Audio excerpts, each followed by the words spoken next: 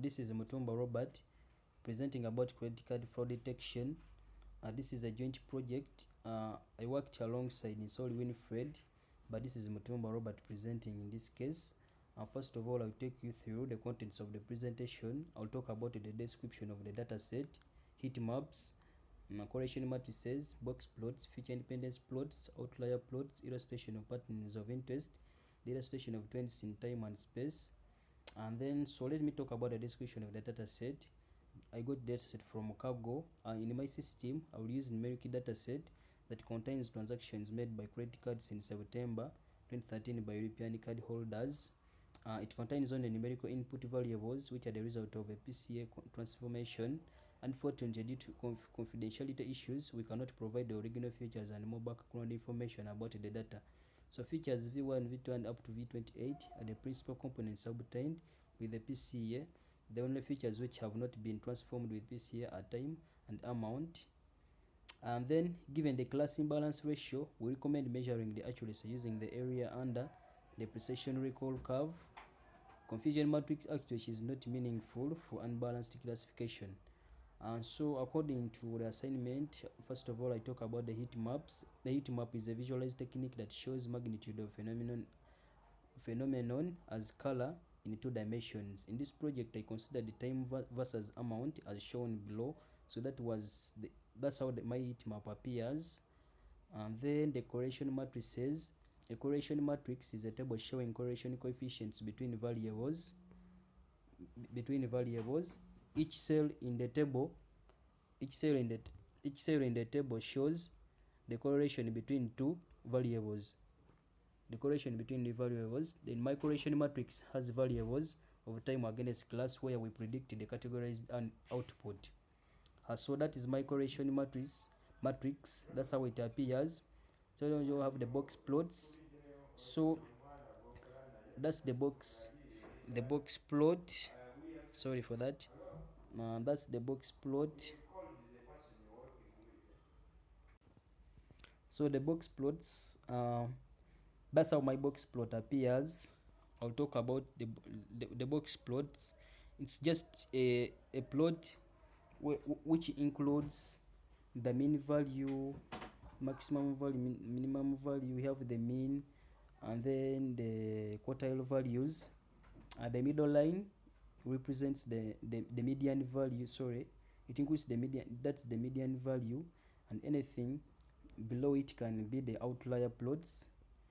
So the box plot, if we give an explanation, box plots are used to show the distributions of numeric data values, especially when you want to compare between multiple groups. They are built to provide high-level information at a glance, offering general information about a group of data symmetry, skew, variance, and outliers. I was able to come up with a basic plot basically because I deal with the numeric data for my data set. Then the feature independent plots check independence, plot residues against any time variables present, e.g. order of observation, any spatial variables present, and any variables used in the technique, e.g. factors, repressors, etc. And a pattern that is not random. So that's how the feature independence plots can appear once plotted. Then you go to the outlier plots. An outlier is a point or points that are farthest from the regression line. There exist outliers on the distribution plot as indicated by the use of file name. For example, this plot, and that's how the outliers appear. We said when we on the box plot, whatever appears below the mean value, the extreme values, they can also work as the outlier values. So it's the same thing we're talking about here. The extreme values work as our outliers. Then illustration of patterns of interest. The patterns of interest are described in different terms like center, the distribution is located at the median.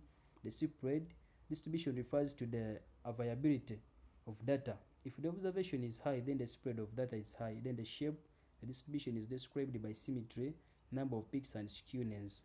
Then the trends in time and space are analyzed by machine learning techniques. I illustrated the trends in time and space using logistic regression.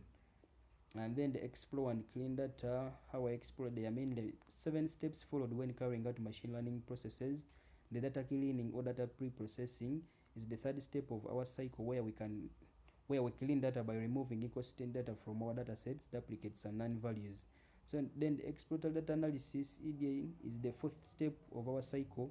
Then we discover the trends, patterns, or check assumptions with the help of statistical summary and graphical representations.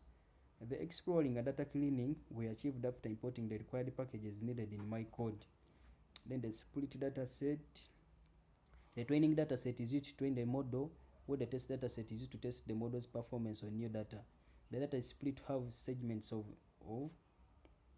12 segments. So that's how we managed to split my data. I don't know if the code is visible, but it will be more visible in the Jupyter notebook. So that's how I trained and split my data. And then from that we go how to fit the model. So we create the algorithm object to fit the model without dataset as illustrated below. That's the code that we use to fit our model. Then we have the hyperparameters. Hyperparameter turning consists of finding a set of optical hyperparameter values for a learning algorithm while applying this optimized algorithm to any data set. So I turn the hyperparameters by running and then this is the code I used for the hyperparameters, then actually solve the code. Then the validation set. The validation set I used to train artificial intelligence AI with the goal of finding and optimizing the best model to solve a given problem. To obtain the best model, you need to check the accuracy of your model you have trained.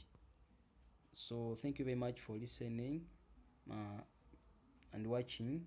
I will meet again in another project because this is a continuation project and we shall be working on it until completion. I wish you well.